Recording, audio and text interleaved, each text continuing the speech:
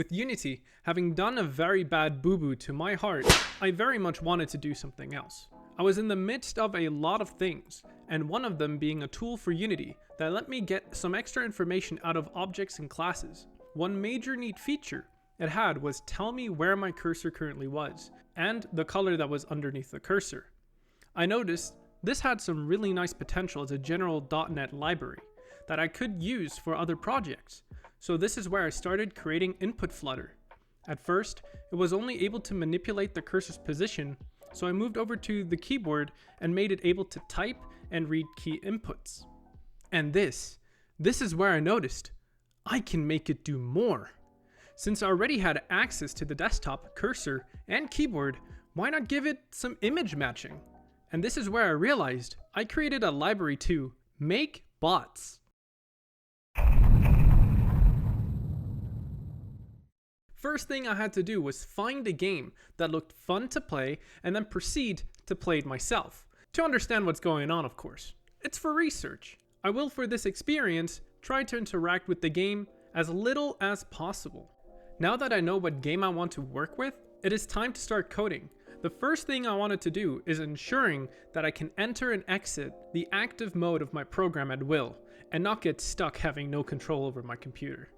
Once this was complete, it was time to do some of the basics. I used a very simple approach of just checking my mouse position when pressing a specific key on my keyboard, so I could record the locations of the buttons I would have to press in the game.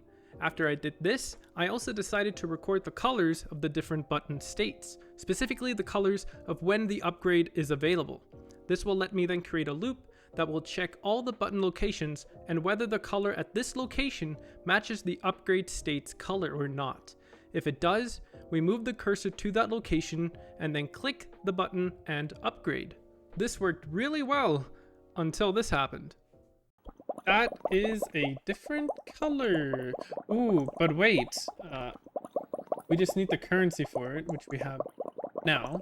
So I can just... Turns out upgrades have different colors for milestone upgrades, so all I had to do was add a new loop and for the new color prioritize it as a more important upgrade, and click it if the color matches. Now that we got milestones working as well, it was time to make some use of the abilities. At this point, it's the same loop as before. Record the location, get the color, and click when it's available. I then proceeded to add the newly unlocked ability into a new location list so it would handle itself separately to the upgrades. And then, when it was time to test, I accidentally did this. My mistake. I moved the window. Oh my god, I moved the window. Okay, let's just see if it works. Oh, it can't find any of the colors. Reopening the game solved the issue, but this gave me an idea for the future so this doesn't happen even if you move it, but that's not a priority right now.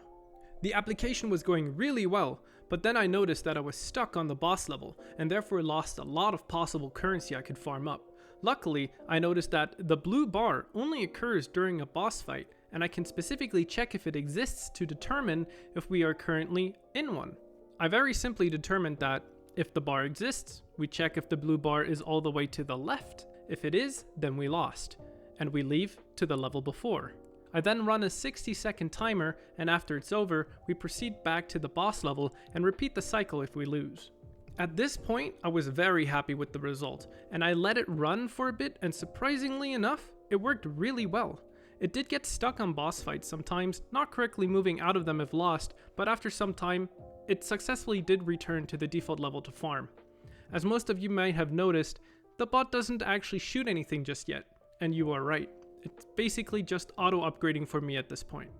This is because while I could use a pixel image to check for the specific block's color and have it shoot them if it finds them, that isn't how I want to handle it. For next time, I will update input flutter so I can handle this in a way cleaner manner and also have it run way more efficiently. I hope you enjoyed this video, and it would be great to see you at part 2.